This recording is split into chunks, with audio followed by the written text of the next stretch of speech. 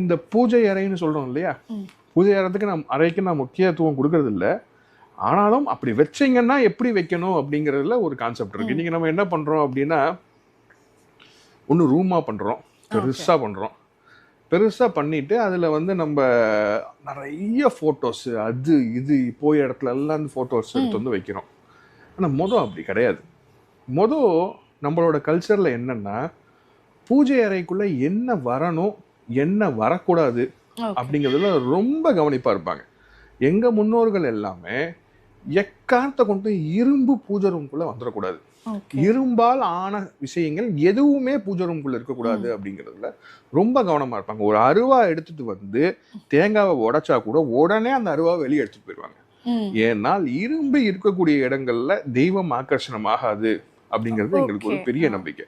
ஏன் இன்னும் சொல்ல போனா, பூஜை அறையில நம்ம சாமி படம் மாற்றோம் இல்லையா, அந்த ஆணி கூட காப்பர் ஆணி தான் யூஸ் பண்ணுவோம்.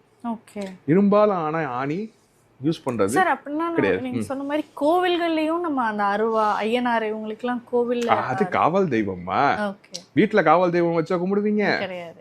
காவல் தெய்வத்துக்கு நீங்க அப்படி பாத்தீங்கன்னா அம்மனுக்கு திரிசூலம், அது இரும்புல செஞ்சா கொண்டு போய் வைப்பீங்க. இரும்புல இருக்கிற திரிசூலம் வெளியே இருக்கும்.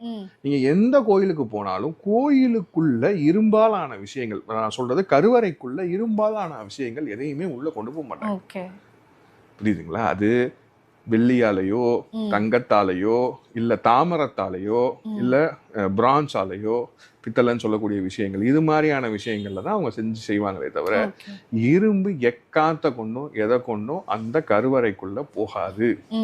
இரும்ப நம்ம பூஜை ரூம்ல எவ்வளவு கம்மி பண்றோமோ அவ்வளவு நல்லது. இன்னைக்கு நம்ம வந்து பாத்தீங்கன்னா போட்டோல வரக்கூடிய பின்னாடி தகடு வைக்கிறோம்ல, அது ஸ்டீல்ல வருது. நாங்கெல்லாம் வந்து காப்பர் பிளேட்டு தான் ஒரு போட்டோக்கு பின்னாடியும் வச்சு செய்வோம். அப்புறம் பார்த்தீங்கன்னா நிறைய சின்ன சின்ன விஷயங்கள், இரும்பாலான விஷயங்கள் பூஜை ரூம்குள்ள வருது. அதையும் தவிர்க்கலாம். இதெல்லாம் நம்ம முன்னோர்கள் கடைபிடிச்ச பழக்க வழக்கங்கள் தான். இப்போ அதை நிறைய பேர் ஃபாலோ பண்றது இல்லை. இன்னும் நிறைய இருக்குமா, இன்னும் நிறைய இருக்கு. எவ்வளவோ விஷயங்கள் வந்து நம்ம இப்போ வீடு கட்டுற விஷயங்கள்ல சொல்றேன், நம்ம வாழ்க்கை நடைமுறையில ஃபாலோ பண்ண விட்டது எவ்வளவோ இருக்கு. வீடு கட்டக்கூடிய விஷயங்கள்ல இருக்கக்கூடிய நம்ம பண்ண விஷயங்கள் இப்ப பண்ணாம இருக்கிறது எவ்வளவோ இருக்கு. சங்கு ஸ்தாபிதம்னு ஒண்ணு இருக்கு, இதெல்லாம் பண்றது கிடையாது. அதாவது நீங்க பழைய வீடுகள்ல பாத்தீங்கன்னா உள்ள சங்கு என்டர் ஆகும்போது சென்டர்ல சின்னதை வெளியே நீட்டிட்டு இருக்கும், அது அழகா இருக்கும். அப்ப அதுல கால் மேய்ச்சிட்டு வரதோ அந்த, அதாவது கீழ் சங்கு மேல் சங்கு ரெண்டு வைப்பாங்க. கீழே ஒரு சங்கு இருக்கும், அதுக்கு நேர் ஆப்போசிட்ல மேல பாத்தீங்கன்னா மேலேயும் அதே மாதிரி சங்கு வச்சிருப்பாங்க.